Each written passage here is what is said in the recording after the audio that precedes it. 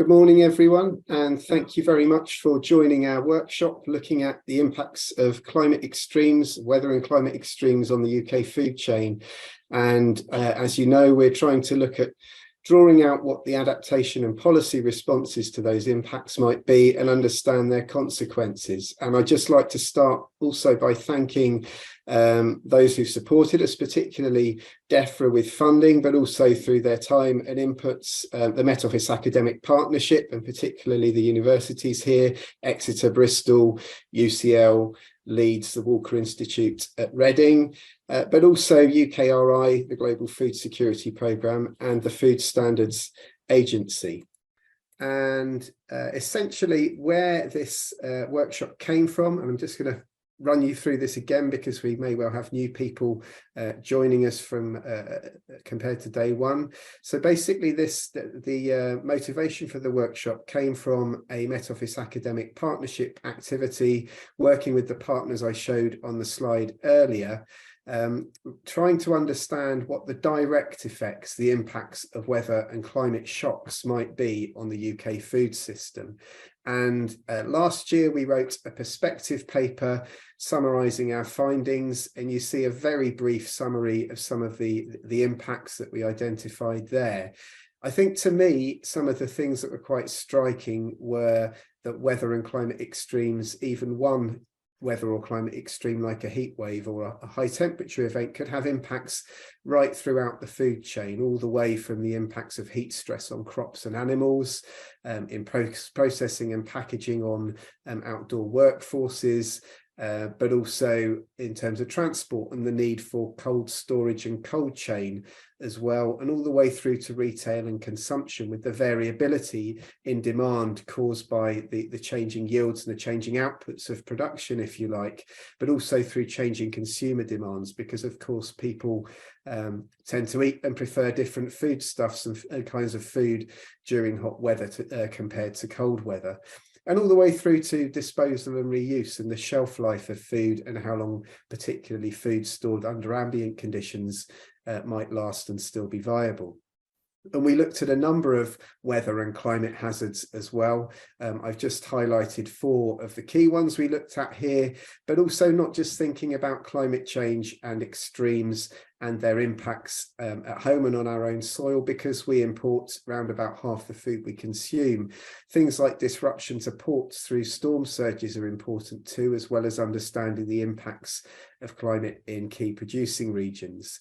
And low rainfall and drought events, which was partly a feature of the hot summer last year as well, with impacts on water availability and cropping, but also things like high rainfall and flooding impacting transport, access to rural areas and so on. So really quite wide-ranging impacts, but really that's where we stopped. We looked at the direct impacts and effects, and what we're hoping to do with the workshop today is to try to understand how those direct impacts that we identified right across UK food systems could, how we could maintain resilience in the UK food system to those changes. What adaptation and practical measures might we employ to do that, and what might the policy responses be to support it? But also, if we do those things, are there win-wins? Are there negative consequences? Are there trade-offs and feedbacks that are a result that we need to take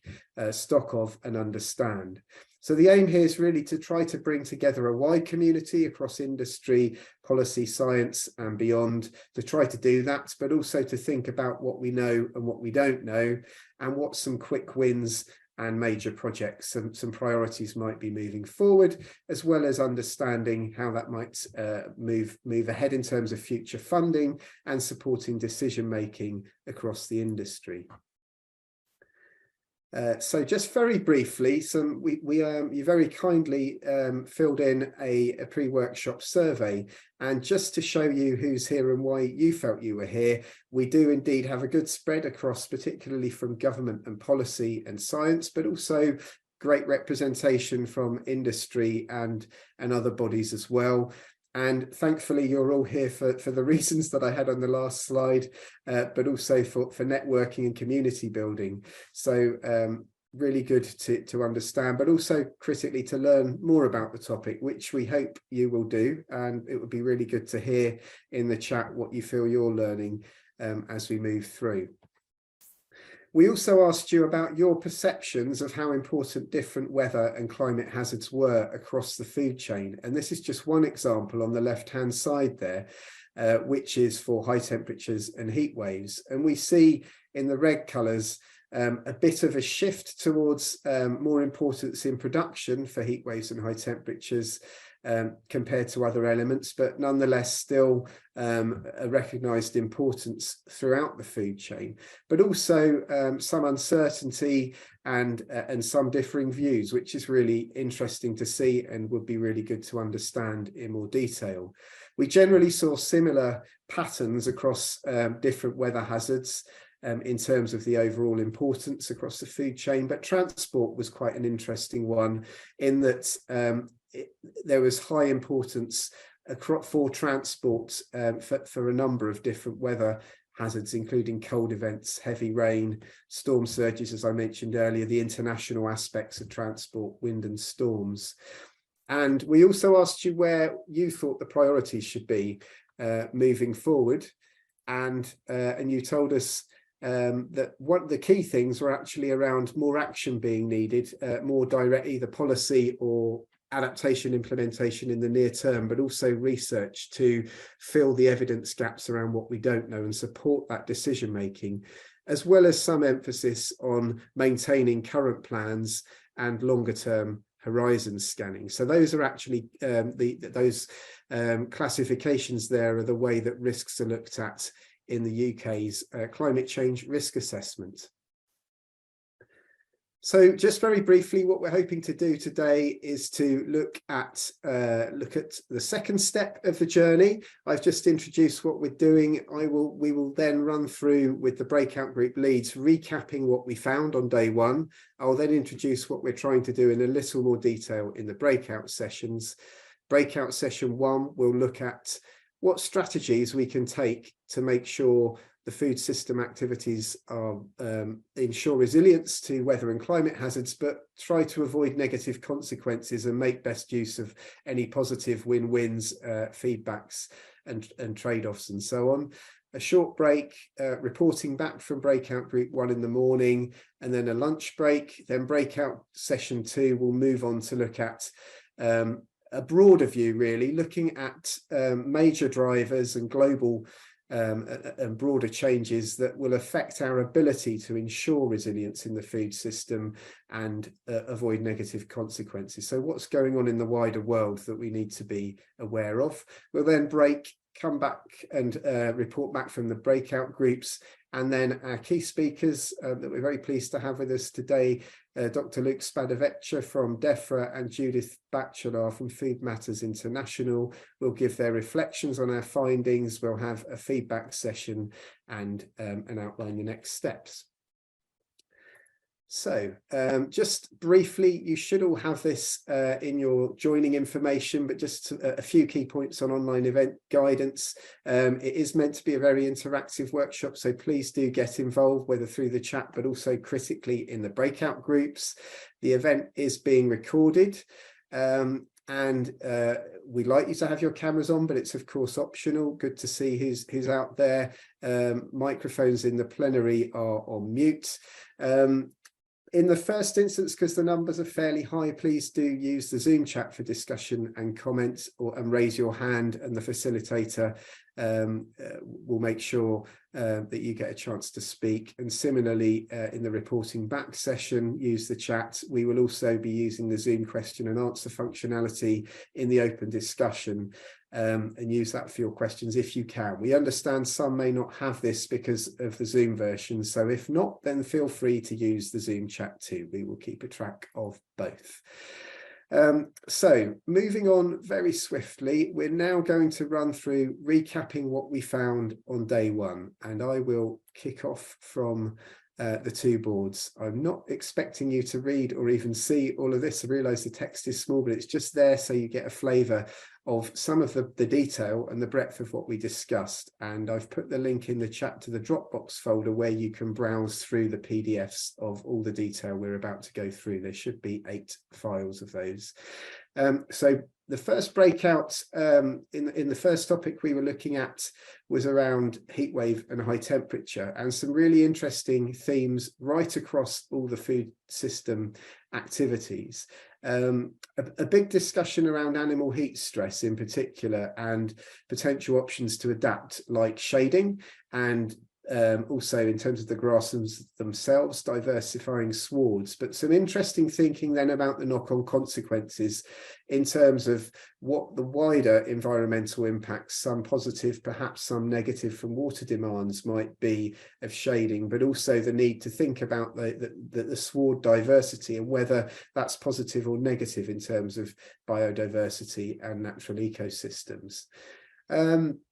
We also looked at things like heat in processing and packaging, and a key theme there was around the need to adapt working hours and practices, and trade-offs like impacts on other services if we change working hours, but also on the need and any legislation in policy that might come through for working thresholds of temperature that then employers might need to implement or be obliged to implement cooling and air conditioning and climate control systems. And there are, of course, carbon costs, but also economic costs of doing so, and those changing working patterns. Similar discussions around heating and cooling in transport and trading. In terms of storing, again, similar discussions around cooling practices, but the need to support green technology in particular and be mindful of the conflicts of net zero. There were also some interesting discussions as we moved into wholesale and retail, and to some degree consuming, around local food transport and delivery systems, which we felt could have benefits for both for local economies and potentially the environment, but then potentially raise susceptibility to local scale weather and climate hazards. And also in terms of disposing and reusing, we emphasised the need to manage expectations of waste and the win-wins of managing waste and reducing waste, and reusing waste and circular economy and so on, right throughout the food chain. So the next the next topic that we looked at was around international dimensions and international aspects of the food chain. Some similar topics here, but of course it became a bit broader, and thinking about things like the need for increasing crop diversity in key supply regions in producing, the need for potentially for policy agreements to consider and factor in resilience in trading with trading partners, as well as spreading our risks internationally, supporting more ecological and regenerative processes, but also processing and packaging, the need to think about transport costs as in the main temperature board. There was a lot of discussion also around changing impacts on food standards internationally. If we're changing food sources and the regions we're sourcing from are facing climate hazards, and changing water sources or needing to irrigate, that can introduce contamination into the food chain, but also differing standards overseas, differing storage practices. So how do we overcome those to ensure that food comes into the UK remains safe and healthy to eat? And I think I will probably we also discussed a little bit about the local food systems and about the need to provide guidance both and regulation in terms of food safety, disposal and preparation and hygiene and so on. I think I will now move on to the next group, which is Stacey, looking at cold wave snow and low temperature. Great, thanks, Pete. So yeah, our main adaptation options around kind of producing were ensuring that we look at selecting appropriate kind of climate, appropriate crops for the climate. So maybe selecting later flowering fruit crops, but also taking into account if farmers still want to grow the crops are already growing, so early flowering fruit crops, for example, that we have the infrastructure in place to be able to help the farmers do this. So, you know, increasing polytunnels, you know, infrastructure around climate controlled storage, things like that. But then thinking around the consequences, who will pay for this new infrastructure, the implication on the economy, so increased energy. How do we ensure that, you know, there's incentives there, that we encourage people, you know, government, the businesses, to invest in more solar and renewable energy? I think that's really important, and we'll go across all the extremes. So the increased energy usage. So I think that's a really important point that came up in our group. Kind of similar to Pete, around kind of people working outside in these extremes, but not only people, but also the animals. How do we ensure that there's the correct PPE in place for the workers outside in the supermarkets if they're handling more frozen food? So thinking more about, you know, that and the impact on the workers. And something I was reading about was these calf jackets, so, you know, jackets for animals, and making sure that, you know, we're not only thinking about humans but also the welfare of the animals. And that kind of linked to when we were talking about transport and trading, making sure that we have climate controlled vehicles for animals. We don't want them to suffer from hypothermia. But again, kind of on the economy side of things, how do we ensure that there's the money in place for businesses, transport, businesses, infrastructure? How do we ensure that there's the money there for them to be able to do this? Where is this money coming from? Where are the incentives to make these changes? We then had interesting discussions around diets, and whether, you know, there could be policy changes to encourage people to be less reliant on meat and maybe move to a more vegetarian, vegan diet. Obviously, the consequences around this were around the backlash from the community. So how do we encourage or increase the education and information around, you know, switching diets and, you know, encouraging people to make this change? We then talked a lot about disposing and reusing. So kind of, we had this during lockdown, people buying a lot of food and then it going to waste. But if you think about cold, when we have a cold wave or snow extreme event, people are going to have a, you know, stockpile. And how do we educate people on, you know, if they can't get out and go to recycling centres, how do we educate people on how to recycle at home, how to recycle responsibly? And kind of related to this is around community building. So, you know, setting up community kitchens, setting up local hubs to be able to share food if you have stockpiled it. I think that came out a lot when we were discussing this extreme around community building and growing locally as well. So they were kind of the main themes and topics that came out. I just wanted to mention that we talked a lot about positive consequences as well, and I think that's really important to mention. So cold weather can suppress certain pests and diseases. So, you know, you may see an increase in crop yield and things like that. I've mentioned community support and resilience amongst local communities. And then another big one that I've mentioned before is kind of that encouraging investment in solar and renewable energy. So it's not all doom and gloom. There are some positive consequences as well to think about. So happy to go on to the next one, Pete. So we then talked around storm surges, and one of the big things that came out of this was around nature-based solutions. So rather than relying on those hard engineering techniques, sea walls, things like that, and, you know, putting additional pressure on the ecosystem, think about those nature-based solutions when thinking about adaptation.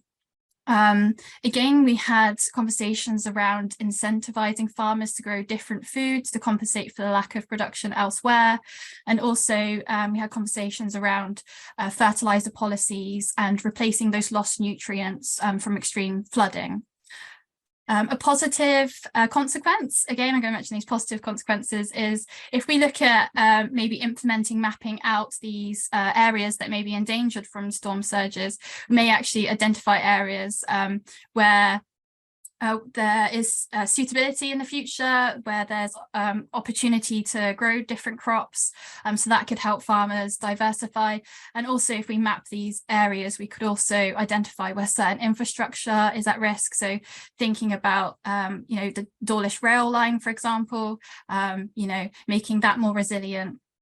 And kind of a knock-on effect of this is if we have an improved train line to help with transportation of food, that also has benefits for lots of other sectors. So thinking more as a systems-wide approach that has a knock-on for society and the economy as well. And if everyone's using train travel, also reducing our carbon footprint. So thinking more widely about the positives as well. And then just on transport and trading, obviously a lot of train lines in Devon and also around the coast are at risk from storm surges. So ensuring that we have these backup supply routes in place, and especially around ports, making sure that we have some capacity to be able to transport goods if these ports and train lines, etc., are if we can't use them. So around policy, introducing legislation, ensuring that ports have a certain level of surge-proof infrastructure. But again, this has a knock-on effect. We are creating a more resilient system that has benefits for other shocks as well. So not only thinking about storm surges, but wider shocks. So it could help with the cold and heat waves and things like that. And then I guess something that goes across both of the extremes that I've been talking about is around modifying transport vehicles to ensure that our goods are being transported safely, and ensuring you've got those backup routes in place. And something that came out about around storage that came up quite a lot is using these raised storage facilities. So, helping farmers and businesses to build these new raised storage facilities so they're not impacted by storm surges. But again, the conversation is around where there's extra cost, who's going to be paying for this, and then putting in place legislation to have these storage facilities at a certain height above floodplain and things like that. So yeah, I think that's it from us, Pete. There's loads to talk about, but hopefully I've kept that short enough. Excellent. Thank you very much. Some really interesting points there. I will now hand over to Rosie, who's going to talk us through low rainfall and drought and wind and storms. Yeah, morning everybody. Great to be back. We had some really good discussions last week. I'm not going to go through all of it because I'm conscious of time and want to get onto today's discussion as well. So I know Pete's put the links in the chat. Maybe we could repost those again so people can take a look if they want. Some of the things that we talked about have been mentioned, but I just want to highlight some key points. So we talked about, in terms of adaptation for drought, maybe developing some drought tolerant crops. And another big key thing that we talked about was trying to understand the impact of drought on the nutritional value of crops as well. So if there's a drought, does that mean that the crops don't have as much nutrients as they previously did? And the policy that would be needed to enforce these two adaptation things would be, firstly, maybe do a policy review on genetic modification. If we are going to need to genetically modify species for drought or other hazards, there may need to be a review on genetic modification. And secondly, if we are going to need to supplement the nutritional quality of some of the crops, there needs to be some legislation around that and a review of that. One of the, I guess, the consequences that we talked about is, maybe if you're asking people to make these changes, like Stacey said, if different crops are not going to grow because of drought, there may have to be changes in what people eat. And we talked about how difficult it was to have cultural changes on people's diets, which I think Stacey has already mentioned. And we highlighted the need for, when you're tackling these big problems, to make sure that you have interdisciplinary and multidisciplinary teams working together to make sure that there aren't any unintended negative consequences. So there's loads of other really great things on here, but I'll move on to the second board, Pete, just to keep us on time. So for wind and storms, some similar stuff came up, but we talked, again, Stacey was mentioning about the positive consequences. We talked a lot about nature-based solutions in this category and how they could help from the producing through transport and storage all the way through to the consumer. So We talked about things like no tillage and agroforestry and what the potential benefits of those could be. So in terms of policy for that, we would need to make sure that farmers were rewarded for taking these more sustainable practices. And also, again, we need to make sure that there aren't negative consequences. Are we planting the right trees? Is there enough money to help people start up? What does this mean for pests? One other really key thing we talked about is trying to increase the resilience of communities. And we thought it would be great to learn from currently more resilient communities in the UK, such as those who live in the Highlands and Islands. It'd be a great chance to showcase what they already do and sharing across the UK. But again, with this change, like trying to make communities more resilient, maybe you're asking people to stockpile food. There's going to be consequences of that as well. Can people afford to do that? Have they got the storage space for that? How can we make sure that we navigate these situations carefully? And again, we just decided it was really hard and we needed to make sure that we had multidisciplinary teams to make sure that we're not making any unintended mistakes. So really looking forward to today and discussing a little bit more deeply about some of these issues. And I'll pass back to you, Pete. Fantastic. Thank you. Oh, fantastic. Thank you very much, Rosie. I will now pass to Andrew, who's going to talk us through high rainfall, flooding and compound events and combinations. Andrew. Brilliant. Thanks very much, Pete. Yeah, so starting off with the high rainfall and flooding impacts, adaptations and consequences. Agroforestry gets a mention quite often, doesn't it? And that's quite interesting. Partly as one of these great sort of nature-based solutions. So that came up in the excess rainfall category as well. And as we've no doubt picked up, had a whole range of benefits for different climate risks, as well as giving other sort of broader benefits, like sort of diversifying income streams. So it's quite an interesting option. I guess more broadly than that, then for this risk, then any options that slow down the water flow are going to be really valuable. And ideally, if you store that water that you're slowing down as well, then that gives extra benefits for low rainfall and drought events as well. But you get quite wide benefits, maybe for biodiversity. If you've got better wetlands, it might be better for river flows. You might get reduced fertilizer or pesticide runoff as well, so reduced pollution. So anything that slows down water flow, that feels like one of the key options here. One of the key themes that cropped up in most of our discussions last week was this trade-off between efficiency and resilience. So that came up in resilient crop varieties or livestock breeds. Then the productivity of those might be at the cost of resilience or vice versa. So there's a definite trade-off that's worth focusing on there.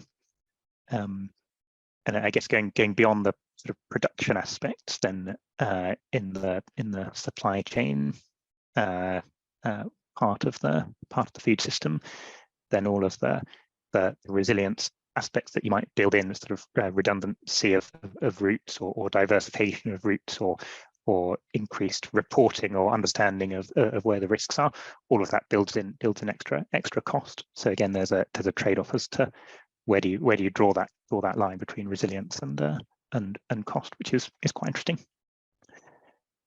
One other aspect, so a lot of these, they have consequences, but they may have different consequences for different stakeholders, which is worth bearing in mind. One just to bring out in the storage section, I think we talked on, if you do make changes to regulation, for example, on storage of grain, which is at risk in wet environments, then that may have a more significant impact on smaller businesses,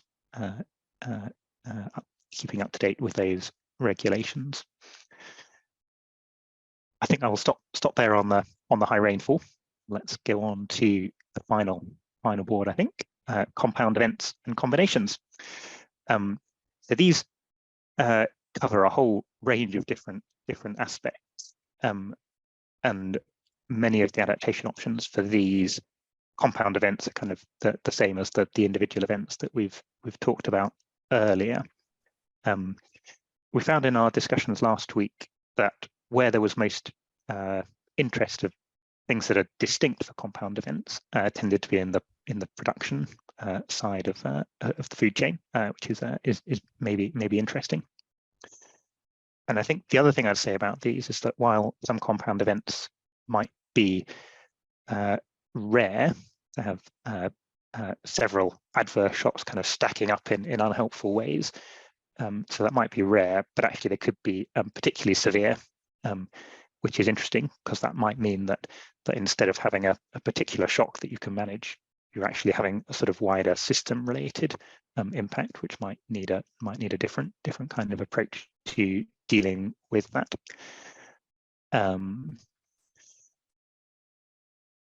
Let's yeah, a couple of specifics.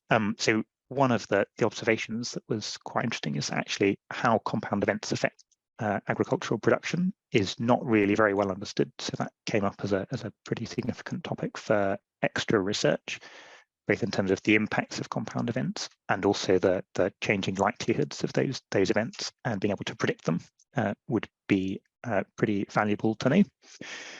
An interesting consequence of that, people are worried that if you do more research, people will wait until they get enough research before they actually make any decisions or policy updates, which is it's a risk. So there's an interesting trade-off there. One interesting point about real-time adaptation. So combining Earth observation models to identify exactly how adverse compound events might be developing in real time, linking those potentially with seasonal climate forecasting or weather forecasts, to be able to get as up-to-date and relevant information in order to be able to adapt to compound events as they develop over time, might be a really interesting approach. I think that's probably the key distinct things. So I will hand back to you, Pete, I think. Fantastic. Thank you very much, Andrew, and to all of you for those summaries. So very briefly, and we'll then move into the breakout sessions, just to outline, it's a very similar way of working to those of you who joined us on day one to what we did on day one. But in this case, we will be starting from what we built together, these summary boards that are basically distilled down from the big boards we worked on day one. So those will be the starting point and will be part of your boards for today, looking at, as we've just run through, adaptation, policy, trade-offs and consequences. As I said earlier, breakout session 1 this morning, we'll be looking at strategies for resilience, so how we can basically make the best use of adaptation and policy and avoid negative consequences and make the best use of positive opportunities. This afternoon, very similar process, but looking at, as I said earlier, the broad scale sort of global drivers and big things affecting the food system resilience in that context. You will shortly be split randomly into 4 breakout groups. The facilitators and topics are there. So during each hour, as on day one, you will cover 2 weather hazards. So we'll spend about half an hour on one board, half an hour on another, and there will be using post-its to add your thoughts, and then a short voting session at the end of each. So thank you very much. Please do get involved and have fun.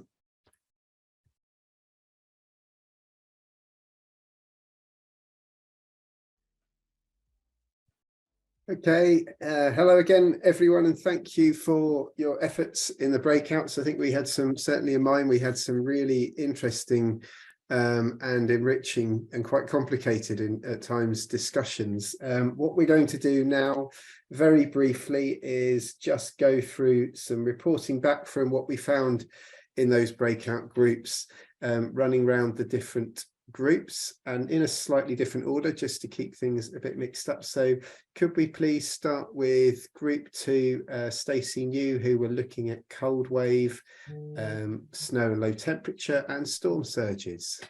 Great, thanks, Pete. Yeah, we had some really great discussions as well. So I'm just going to quickly go through our quick wins on our major projects for cold weather and snow. So the 2 quick wins were process and packaging, cold extreme weather plans in place for all food production facilities, focusing on food safety, employee safety and food security. And in the storing category, we had advice to consumers about what food spoils first in times of power outage, which I think is really important. Because there's that thing around, if there's a power outage, don't open your freezer, because if you keep it closed, you've got like 24 hours of, life in it or something like that. My mum always tells me. For major projects in the consuming category, we had knowledge, education for all, school within business, farmer to farmer, understanding of food choices and purchasing. That can have a great impact on the food system and the outcomes. So thinking kind of like as a system, so looking at the social, environmental and economic impacts of sharing knowledge and education. And then in the producing sector, we had investigate risks associated with cold weather when crops are vulnerable, e.g. fruit trees during flowering. So they were our quick wins and our major projects in the cold weather snow extreme. In storm surge, our quick wins were in the process and packaging. We had port operators / government resilience forum to share practice and manage the potentially long lead times for implementing adaptation options. In the wholesaling retail, we had again around this kind of forum, community building, industry and government forum to ensure consistency in transport reporting of stress testing to ensure benefits that can be felt throughout the whole supply chain. And kind of along that, having contingency plans for temporary locations to move cattle, store machinery when the risk, the threat is high. And then for major projects in the storm surge extreme, we had in the consuming category, develop processed foods with higher nutritional content alongside frozen fruit and veg. This was something that came out, I think, along out of all of the extreme kind of, when you look at the extremes around kind of, if we're changing diets, ensuring that the diet is healthy and you've got those nutritional content. In the producing category, we had land use decisions appropriate for multiple needs of local communities. For example, grazing, land, crop production to salt marsh for natural protection, thinking about the wider biodiversity benefit and the ability of floodplains to behave as intended. So not for being built on, for example. And then just something I wanted to raise. So we also had some post-it notes around looking at the whole food system. So one-to-one comms with farmers, businesses at greatest risk, and establishing the best means of communication when the threat level rises. So similar to tsunami warnings, and also with my background in fire, thinking about fire danger rating systems. So can we have some, warnings and things in place and increase those comms and engagement with businesses and farmers. And then something I wanted to raise that we had a good conversation with Kat was around considering consequences on native pollinators and pollinator strategies. There's something that I think was missed in all of the groups, correct me if I'm wrong, but we talked about pest and disease, but we didn't actually talk about the consideration of native pollinators and things like that. So I just wanted to raise that one at the end. So they were our quick wins and our major projects for storm surges and cold wave snow extremes. Fantastic, thanks, Stacey. Yeah, I don't think from looking through the summaries that we did think about pollinators. That's a really useful additional point. The one about floodplains is really interesting. Actually, there's a big project going on locally for those of us in the Met Office and around who live in Devon in the lower Otter Valley, where they're allowing a lot more floodplain regeneration. The area's changed massively, and the wildlife and bird life there's incredible. But of course there also needs to work out how to adapt farming in the catchment. So I will quickly run through what we found for heat wave and high temperature, then international dimensions, and some common themes coming out here too. The quick wins in heat waves and high temperature were, I think, around nighttime transport of livestock. I guess there's not the emissions associated necessarily with that, cooler temperatures, and also not getting stuck in traffic, so more efficiency and reduced animal stress. So it's a fairly simple measure. Another was generally around public campaigns and education, and it's similar to some of the points Stacey made around food safety, handling and waste as well, and the impacts of weather and climate in general, but particularly thinking about heat. The major projects, there was a big one focusing around breeding and genetic resources to support resilience of crop and livestock species through a variety of means, but land races, wild relatives, and so on. Again, education across the whole food system and knowledge sharing and building for informed behavioural change. So it's quite a big thing and across food chain thing rather than just the public and consumer end. There was also a food safety thing around mycotoxins, which I'll come back to because I think this is comes out in the international dimensions and not dive into deeply here, but around needing to consider control measures. For the international dimensions, I think our discussions are a bit more complicated and there's clearly quite a lot more to understand in terms of what changing climate and trade patterns mean in terms of resilience. So quick wins were things like sharing UK expertise and resource to safeguard key international trade infrastructure like the Suez-Panama Canal, so similar to what Stacey was mentioning, but in a slightly different context. Also, a lot around the need for international collaboration and particularly how bodies like the WTO and other trade bodies could take an umbrella and a leading sort of role really in driving greater resilience in trade. The major projects were big investment in research needed to understand the resilience implications of different models of global trade in a changing climate and with changing diets and so on. So that's really quite a big piece of work, and a big theme on increasing food safety throughout the food chain, technology testing, monitoring, but also multilateral international cooperation and collaboration to support this and learning from each other across the globe, and trade partnerships and the implications of them. And yeah, so I think that's everything really in terms of the quick wins and major projects in heat and international dimensions. Now hand over to Andrew, who is going to look at high rainfall and flooding and the compound events and combinations. Andrew. Thanks, Pete. Yeah, I know we had another fascinating session as well. Yeah, so starting off on the flooding perspectives, yeah, so nature-based solutions got another bigger enthusiasm, and some of those are quite quick things that can be done. So a bit about actually just introducing some specific bits of funding for nature-based solutions to reduce the impacts of rainfall and flooding. Some of them might take a bit longer, so fall into more of the major projects. So developing soil health strategies to increase porosity and infiltration, again slowing down water flows. Yeah, some interesting things to do there. On the beyond the main production side, so on the storage side, so a quick win is introducing policies to ensure close monitoring of moisture levels in grain storage. Should be straightforward. A couple of other small things to mention. Contingency planning, this is on the consuming aspect. So contingency planning for scenarios where flooding might prevent access to food banks is reasonably straightforward to do and could be very valuable. And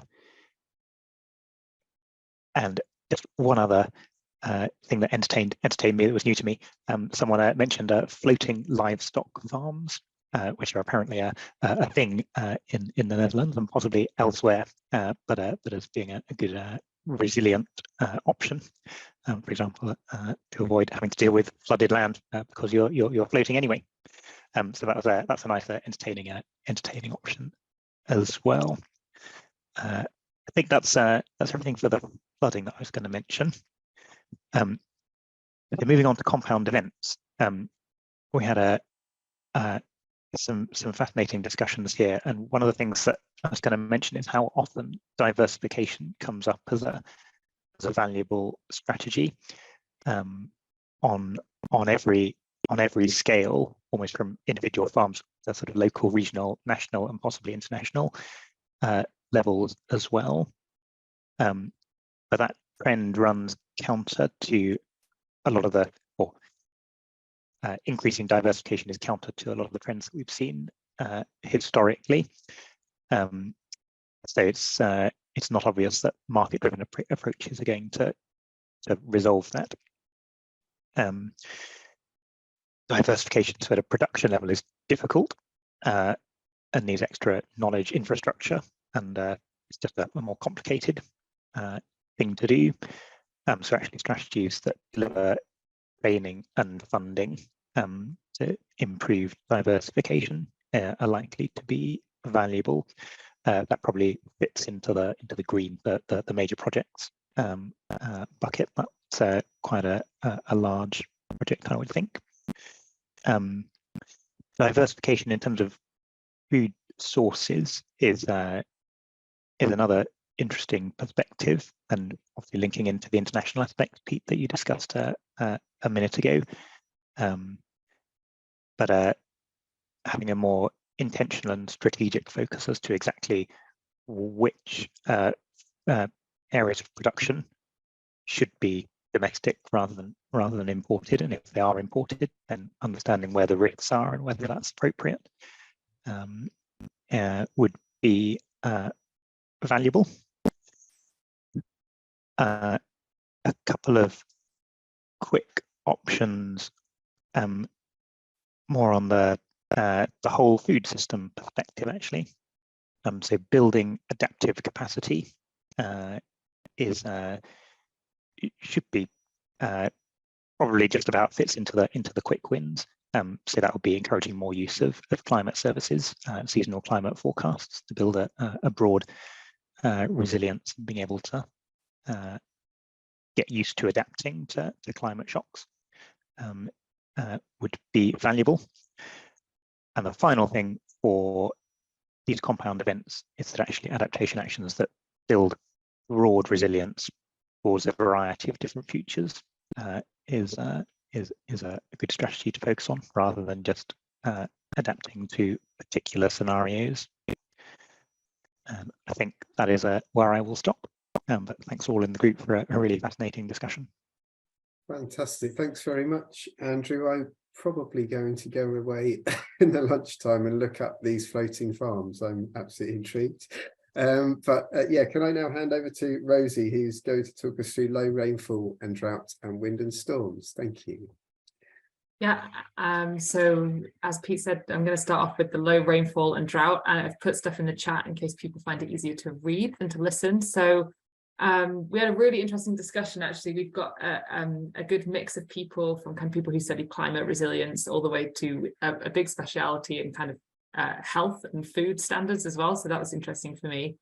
So the quick wins that we thought of around low rainfall and drought, the first one was thinking about how can you use waste crops for a different purpose when you do have a spoiled crop because of low rainfall or drought. So there were suggestions about making biofuel or biochar, maybe paper or pulp. So how can we make use of those waste crops? That's one of our quick wins.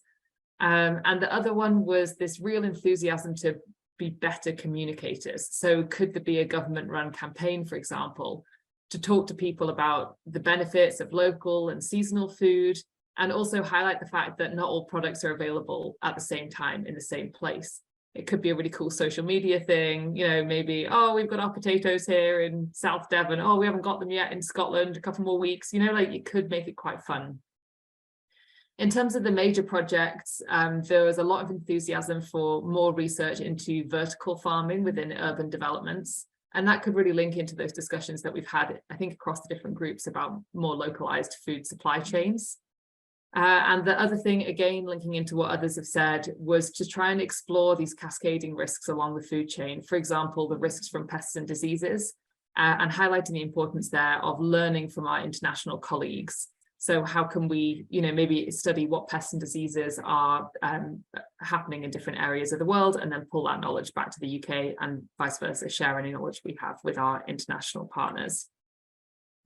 So that was low rainfall and drought.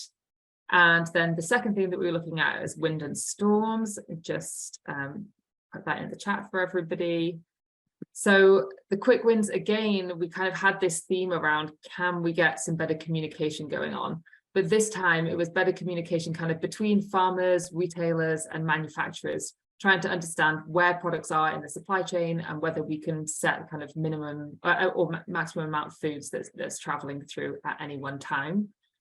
And the second point, again, which really links into communication, is just trying to better manage our transport routes. And that's everything from before an event, trying to reduce the risk. So can you look at whether there are trees that need to be cut down on the route so that you're going to have reduced risk during a storm event, and also connecting with Met Services to get a better warning system. So preparation before and action during. So really a big focus around communication there for our quick wins. For the major projects, agroforestry, I think as in Andrew's group, came up as a real benefit, but there was a real need to research kind of what these changes would mean for land management and economics. And we talked about that with different crops as well. You know, if you are going to make changes, does that mean different machinery? Does that mean money's coming into farms at different times of year? Does that mean you have to have different suppliers? So really studying the bigger picture around agroforestry. And then the second one was to try and make production facilities and storage facilities more resilient to flooding and other hazards. We had an interesting discussion with the people who are more involved in kind of the food safety aspects. And they said that if you get water and stuff into your factory, that can bring with it its own diseases. So it's not just pests and diseases that are on the crop when it comes in. There can be more contaminants introduced during processing and storage. So really making sure that we're not having extra things introduced, and that was going to be a fundamental shift. If the climate is changing, you're going to be exposed to different hazards. So yeah, those were our key points. Thanks to everyone in the group. Fantastic. Really interesting points about the need not just for education on new practices, but also around the different infrastructure, equipment and machinery and so on across the food chain. But yeah, the points about the food safety risks not just being drawn from production are interesting too, and potentially coming in at later stages of the chain as well. We are running a little bit ahead at the moment, so I think what I'm going to suggest is that we stick fairly close to the schedule. Maybe we'll have a little bit longer lunch, but I just wondered actually, are there any questions you would like to ask of our breakout group leaders, or other things you'd like to raise as we've got a little bit of time? Please do pop them into the chat or the Q&A, or raise your hand and we will come to you. Anything you think is emerging, particularly interesting?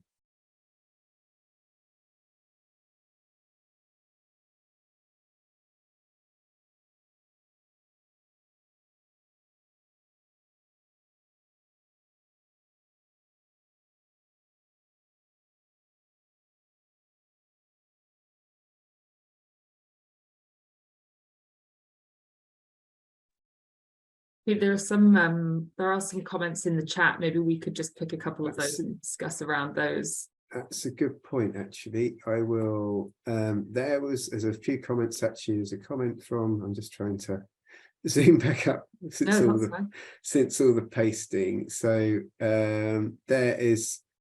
So Stacey was talking about communications and storm surge, but this is a comment from Keris at the NFU, and that farmers need and can do more than just communication. So in terms of the fires on farms last year, farmers want to build better connections and relationships with fire services, local authorities, other emergency services, and they have equipment and machinery to help.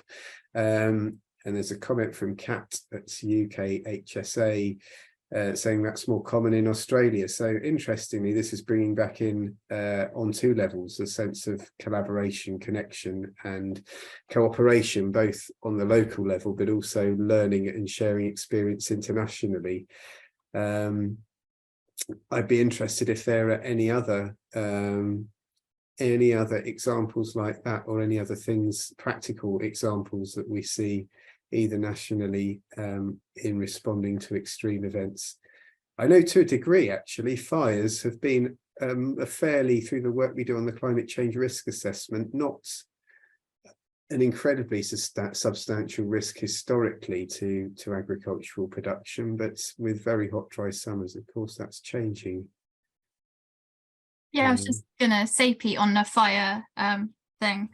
So there are like across different countries, there are exchanges that go on amongst the fire community. So I know from the firefighters I speak to that they've gone out to spend time in Portugal and Spain, and they actually embed themselves like a visiting researcher within the fire community there, and they learn how to deal with fire, how to do prescriptive burns, and how to do it in the right way. And then they come back and bring that knowledge to the UK. So I know there was a really great scheme with Welsh firefighters where they switched countries and learned from each other, because there's in the valleys in Wales, they have a large number of wildfires that probably a lot of people don't realise that wildfires are a big issue in the UK, but they often happen on like Dartmoor and areas where you don't hear about it. So there are these community engagement kind of exchanges going on. So yeah, I think to a degree the challenge is that until relatively recently the risk hasn't been so pressing or present or obvious in terms of production in the UK, and it's been more, I think, a risk to forestry or natural systems, as you say. But of course that's changing. But yeah, I think that that's something I've picked up throughout all the breakouts, is this, there's a big theme around cooperation, communication, and learning from each other. Yeah, and Charles is saying wildfire ADAS is saying wildfires largely actually happen in March, April in the UK. Paris has posted some articles about kind of what farmers can do. That's what the links from the NFU are, which I think is great. Kind of some practical advice about make sure your machinery is well serviced and stuff. I think that's really helpful as well to see that side of it. Can I chip in? Please do. I think the second link is that it's just something that I hadn't considered at all. So it's all very well farmers having water on farm in Bowsers, but the coupling, the connections between what equipment farmers might have and what the fire services might have doesn't always work, and so there's some practical advice there on how you can get over such technical difficulties. That's really interesting. I guess, do they need, like, it's the hosing and all the, there's adapters and things like this, the gauge of hoses and things. It's probably completely different. You have to read the article. There's lots of words that I don't understand, Pete. Yeah, no, it's a really interesting thing there, in that it's also about farmers to a degree offering wider support to resilience and adaptation in general, because with fire being a risk, as in the way that I put in the chat around snow, in the way that they do, snow is obviously a risk to more things than farming and production too. So actually being able to support resilience and in response to extreme events in a much broader way too. That's really interesting. Thank you. Is there anything else anyone spotted in the chat, or anyone that would like to make a point or raise? There's $1 million question in the chat, Pete, from Alex Reed, talking about the coordination that's needed across the different parts of the food chain against the different climate hazards. So they're asking about what are the options for coherence. So I don't know if you want to attempt to answer it, or whether Alex wants to come on and ask, or anyone else has a view on that. Yeah, that's a good point. If I can come in, Pete. I think the second part as well is, I guess, important as well, that there's probably pragmatically a degree to which aspects of the adaptation challenge aren't always going to be guaranteed at least explicit coherence, considering just the range of people. So like we were talking about ports at one point, and then kind of domestic producers on the other, and whether they need to be aligned in themselves. So I guess it's a question of where the judgment of what amount of coherence is needed and what level of non-coherence is tolerable given that complexity. But yeah, I was just floating it because it's something I think about a lot. Not that I have an answer. No, I'm not sure I do either, but it's an interesting one in that, you know, you could take the view that if you identified the bits that were most sensitive down the chain to even one weather climate hazard, then that might be a starting point as to where to focus. But I think there were comments on some of the boards when I was reading through yesterday and last night that it doesn't necessarily work like that, and actually you know, the need for planning and understanding of what's coming as a result of an extreme event further down the chain is necessary. So it might be that there are different levels of awareness or action required in different parts. So whether that might be a starting point is to try and understand, faced with this disruption, what is it that people actually down the chain need to know and or do. Because some of them it might be knowledge and able to do something else, and some of them it might be an action. But that's really interesting, an interesting point. It doesn't because I deal with compliance in general, and compliance always starts with self-governance. So just like with food safety and health and safety, it's not so much about what actions we need to enforce. It's more about enforcing all businesses to have a risk management process that includes the adverse effects of extreme weather. And therefore, each business will, at the back of that risk assessment, establish its own actions. But currently, we don't really have enforcement around risk managing extreme weather conditions, isn't it? Isn't that the first step? I thought that was a given thing. I think that's probably fair to say. I mean, it's certainly numbers of large businesses and so on are signing up to the task force on climate-related financial disclosure, you know, the TCFD work. But that's I don't think that filters down throughout the chain in food necessarily. So. But I'm not familiar with it, so I won't comment too much. But I don't know how far those responsibilities, and I guess it's somewhat within the gift of organisations doing that to decide. But how far up and down their supply chain they start thinking about those risks, or whether, you know, they think predominantly within their four doors, as it were. Well, it's a two-way thing. So you have to do it. If you don't have to do it yet, you will have to do it very soon. Is it 2025 for smaller businesses, I think. So if you don't have it, you're working on it, and not only you're working on it because proactively you're trying to save it from being a last-minute type of job, but also if you're a farmer, you rely on someone to buy your product. So whoever's buying your products is asking these things. And then if you're buying things from farmers, you're probably going to do something with it and try and sell it to retailers. And retailers are great at telling you what you need to do. Otherwise, you can't put your products on the shelves, whether that's achievable or financially cost effective or not. So it's a closed cycle. You can't really get away from it. You have to do it. The biggest gap that we've been finding is that no one really knows very well what they're doing. So you're trying, it's a bit like HACCP and micro and physical and allergenic and chemical hazards in 2000. It's about, no one really has a lot of data, and if they get data, they don't understand the data very well. So it's how thorough and therefore how effective these management processes and actions and targets that everyone is establishing actually are, and they're not very effective. And retailers don't necessarily help in that they will often give you targets. You don't come up with the targets, they'll give you targets on carbon footprint, for example, or packaging in terms of wastage, or what type of plastic or cardboard you can use, but then you go back into the food chain and they want you to use whatever sustainable cardboard, but there aren't enough of those type of trees on the planet, and therefore you can't buy it for them.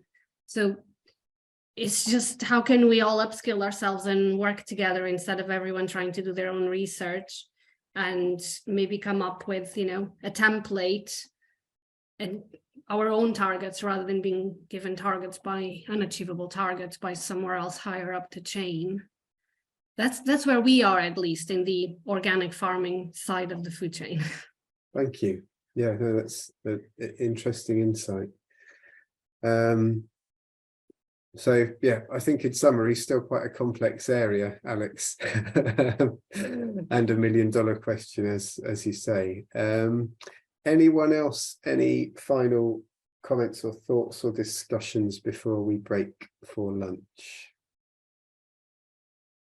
There's a bit of chat about the adaptation reporting power, and a link Elsa's kindly put in there if you would like to have a look.